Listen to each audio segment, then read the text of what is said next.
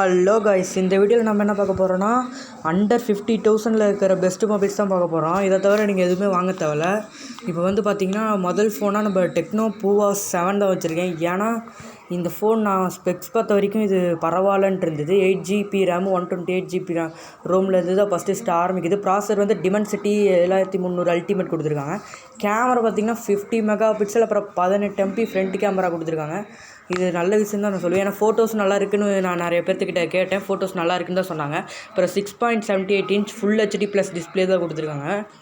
அதுக்கப்புறம் பேட்ரி பார்த்திங்கன்னா 6000 mAh battery கொடுத்துருக்காங்க. இது எல்லாம் கொடுத்து ப்ரைஸ் ரேட் பார்த்திங்கன்னா வெறும் 13,749 ரூபா தான் வச்சுருக்காங்க. இதோட ஹையர் வேரியண்ட் மாடல் வேணால் கரெக்டாக 15,000 ரூபா அந்த மாதிரி ரேஞ்சில் தான் வச்சுருக்காங்க. எனக்கு தெரிஞ்சு நீங்கள் கம்மி ரேட்டு 13,749 ரூபாயிலே வாங்கிக்கலாம். அடுத்து நம்ம பார்க்க போகிற மொபைல்னு பார்த்தீங்கன்னா மோட்டோ G45. இதோட higher variant 8GB RAM 128GB storage தான் கொடுத்துருக்காங்க. ஸ்னாப்ட்ராகன் 6 Gen 3 ப்ராசஸர் கொடுத்துருக்காங்க. அப்புறம் கேமராக்குன்னு பார்த்தீங்கன்னா 50 மெகா பிக்சல், அப்புறம் டெப்த் மாதிரி 2 மெகா பிக்சல் கொடுத்துருக்காங்க. ஃப்ரண்ட் கேமரா பார்த்தீங்கன்னா 16 மெகா பிக்சல் கொடுத்துருக்காங்க. அப்புறம் இந்த டிஸ்பிளே பார்த்தீங்கன்னா 6.5 இன்ச் IPS LCD டிஸ்பிளே தான் இருக்குது. அப்புறம் பேட்டரின்னு பார்த்தா 5000 mAh பேட்டரி கொடுத்துருக்காங்க. இது எல்லாமே கொடுத்து வெறும் 12,000 தான் பண்ணியிருக்காங்க. இந்த மாதிரி கம்மி ரேட்டில் ஒரு மொபைல் வாங்கணும்னு நினச்சிங்கன்னா இந்த மொபைலை நீங்கள் வந்து ஆப்ஷனில் வச்சுக்கலாம். அடுத்து பார்த்தீங்கன்னா போக்கோ M7 Plus தான். இது வந்து நீங்கள் இது ஃபோனுன்னு சொல்கிறதோட பவர் பேங்க்குன்னு சொல்லலாம். இது பார்த்திங்கன்னா 6GB RAM 128GB ROM. Processor பார்த்திங்கன்னா ஸ்னாப்ட்ராகன் 6 Gen 3 கொடுத்துருக்காங்க. 50 மெகா பிக்சல் டியூல் கேமரான்னு சொல்கிறாங்க. அப்புறம் 6.9 full HD plus LCD display தான் இதுக்கும் கொடுத்துருக்காங்க. ஏன் பவர் பேங்க்குன்னா அதான் 7000 mAh பேட்டரி இது கொடுத்துருக்காங்க. ப்ரைஸும் பார்த்திங்கன்னா கம்மி ரேட்டில் 12,000 தான் கொடுத்துருக்காங்க. ஆனால் ஒரு சின்ன குறை என்னென்னா இது 18 வாட் சார்ஜர் தான். ஏன்னா கொஞ்சம் ஸ்லோவாக தான் ஏறும். நான் நிறையா பேர்த்துக்கிட்ட கேட்டேன். இது ஏறத்துக்கு வந்து ரொம்ப நேரம் எடுத்துக்கிச்சு அப்படின்னாங்க. கிட்டத்தட்ட ஒரு 1.5 மணி நேரம் அதுக்கு மேலேயே எடுத்துக்கிச்சு அப்படின்னாங்க. நான் இந்த ஃபோன் யூஸ் பண்ணவங்களையும் பார்த்துருக்கேன். அதான் சொல்கிறேன். அப்புறம் நீங்கள் வந்து பவர் பேங்க் மாதிரி நான் யூஸ் பண்ணுவேன், ஃபோனு ரொம்ப யூஸ் பண்ணுவேன், ஆனால் சார்ஜ் போகக்கூடாது அப்படின்னு நினச்சிங்கன்னா இந்த மொபைலை வந்து நீங்கள் சூஸ் பண்ணலாம்.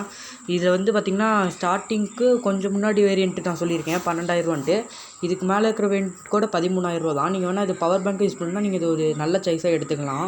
அடுத்து நம்ம பார்க்க போகிறது வந்து போக்கோ M7 Pro. இந்த மொபைல் பார்த்திங்கன்னா 6GB RAM 128GB ROM, Dimensity 7025 அல்ட்ரான்னு கொடுத்துருக்காங்க. 50 mega pixel plus 2 rear camera, அப்புறம் 20 மெகா பிக்சல் ஃப்ரண்ட் கேமராட்டு நிறையா கொடுத்துருக்காங்க. நீங்கள் ஸ்பெக்ஸ் நான் பார்த்துக்கோங்க. ப்ரைஸ் பார்த்திங்கன்னா முதல்ல 12,000 தான், ப்ரைஸ் குறைச்சிட்டாங்க. அடுத்து நம்ம பார்க்க போகிற மொபைல்னு பார்த்திங்கன்னா ரெட்மி நோட் SE தான். இந்த மொபைல் வந்து நான் ஸ்பெக்ஸ் வைஸ் பார்க்கும்போது செம்மையாக இருந்தது, அதனால தான் நான் இதை எடுத்திருக்கேன். ஆனால் பக்கத்தில் யார்ட்டையும் இதோட அனுபவம் கேட்காதனால நான் அதை விட்டுட்டேன். அதனால் நீங்கள் பார்த்துட்டு எப்படி இருக்குன்னு கமெண்ட்டில் சொல்லிட்டு போயிருங்க. அடுத்து பார்த்திங்கன்னா ஓப்போ K80 இது வந்து 6GB RAM 128GB ஸ்டோரேஜ்.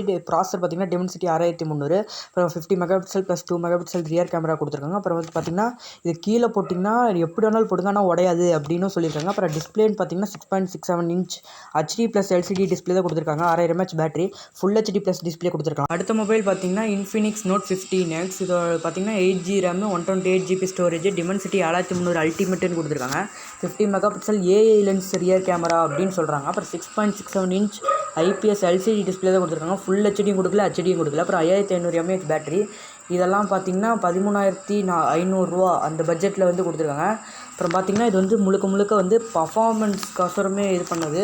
இந்த ஃபோன் பார்த்திங்கன்னா இது வந்து கேமரா இந்த இதெல்லாம் கூட டீசெண்டாக தான் இருக்கும், ஆனால் பர்ஃபார்மன்ஸ் நல்லாயிருக்கும். நான் எப்படி சொல்கிறேன்னா பக்கத்தில் நிறையா பேர்த்துக்கிட்ட கேட்டிருக்கேன். நான் இந்த மாதிரி இப்போ மொபைல்ஸ் போடுறேன்னா அது வந்து பக்கத்தில் நான் கேட்பேன்.